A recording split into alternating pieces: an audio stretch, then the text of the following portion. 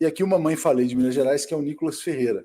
Não sei se você viu a cena no Congresso ontem, antes da promulgação da reforma tributária, eles recebendo o presidente Lula com aquela coisa de o ladrão voltou, né? E filmando, lacrando. O ladrão chegou! O ladrão chegou! O ladrão chegou!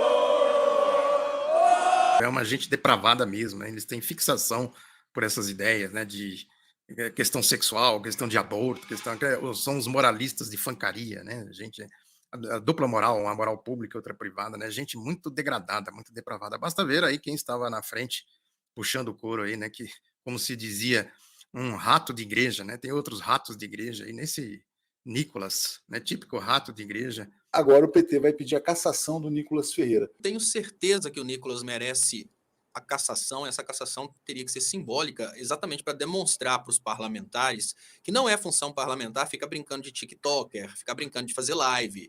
A função parlamentar é completamente diferente. É lógico que o embate faz parte da função parlamentar, mas o embate ele precisa ter um propósito.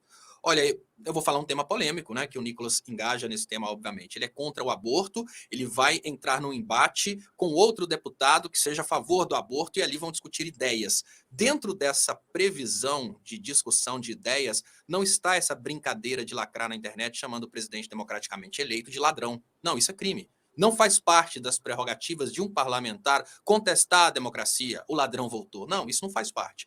O detalhe é, será que a Câmara se aceitaria fragilizar dessa forma, tirando um deputado por causa de um crime de injúria contra o presidente da República? Eu acho que não. Eu acho que ele não vai ser cassado, mas não é porque ele não mereça ser cassado e não porque não existam previsões para isso ser uma infração dentro do Código de Ética da Câmara, mas porque isso pode abrir um precedente para que deputados percam esse poder de fazer esse tipo de política, que não tem nenhuma compatibilidade com a função parlamentar constitucional. O deputado ele tem sua imunidade parlamentar para opiniões, palavras e votos, mas dentro daquilo que ele vai deliberar. Você não vai deliberar dentro da Câmara dos Deputados se o presidente da República é ladrão ou não. Você pode deliberar a questão do aborto, você pode deliberar a questão dos direitos dos homossexuais, são as polêmicas dele, mas essa questão de brincar de Lula ladrão é para lacrar na internet, isso não é coisa de deputado fazer. O detalhe é, a Câmara vai ser grande o bastante para cassar o mandato dele por causa disso, e os deputados vão aceitar esse precedente que pode tirar dos próximos deputados a possibilidade de fazerem política com isso. Você sabe que o PT está movendo essas ações para caçar o Nicolas e outros deputados? É já numa antecipação, porque os deputados da direita querem caçar o Quaquá. Por quê? Porque teve um deputado lá que começou a xingar o Lula, o Quaquá se irritou, né? Deu-lhe um tapa na orelha e falou, daria de novo, né?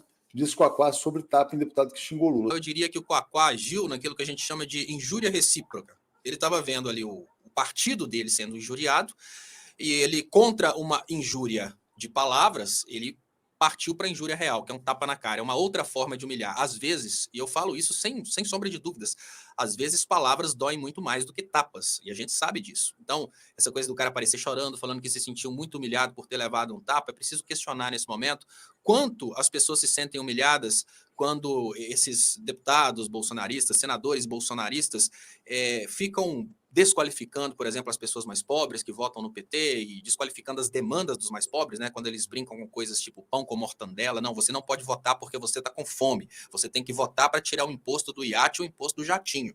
Então, nesse ponto, não é para defender o Quaquá. Eu digo o seguinte, existia ali uma forte emoção. A forte emoção é, respeita o presidente da República, respeita essa casa, respeita esse momento. Então, o que eu diria em favor do Quaquá é que ali existe um clima de injúria recíproca. Quem que é o agressor, na verdade? O agressor, na verdade, é o timinho da direita que começou a xingar o presidente da República democraticamente eleito. Uma coisa é, o Lula está fazendo um comício na rua, vamos lá brincar de chamar o Lula de ladrão?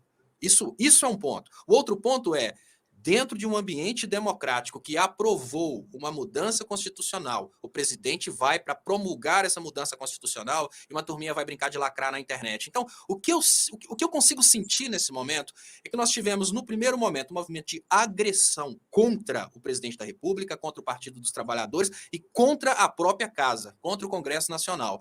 E depois dessa agressão contra tudo isso, o Quaquá reagiu. Então, o que eu diria é legítima defesa. É um termo interessante para usar, porque quando eles começaram a agredir o PT, eles agrediram o Quaquá junto.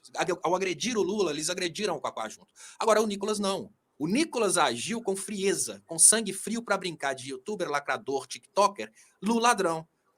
Por que o Nicolas falou Lula ladrão? Para agredir. Por que o Quaquá deu um tapa na cara do deputado? Para se defender de uma agressão. Então, nesse ponto de ele dizer que faria de novo, é claro, né? Ele tem que manter a posição firme dele de deputado. O cara não pode nunca recuar, não pode ter arrependimento, né? Não pode. Não, ele assim, digamos que naquele momento ele agiu com forte emoção. Eu tenho certeza que aquilo não é o Quaquá, né? Essa pessoa que bate e tal. Mas, gente, eu fiquei envergonhado ao ver aquelas tentativas de vaia contra o presidente da República, mas não para o seu presidente Lula, que você se lembra, Léo, que quando o Bolsonaro era vaiado em situações em que ele representava o Estado brasileiro, eu falava, olha, não cabe essa vaia, porque no final das contas ele ainda é o representante do Estado. Dentro do Brasil, eu sempre achei a vaia válida porque ele foi eleito através de um golpe. Agora, fora do Brasil, eu sempre falo, olha, vaiar o presidente da República lá fora é vaiar o nosso povo.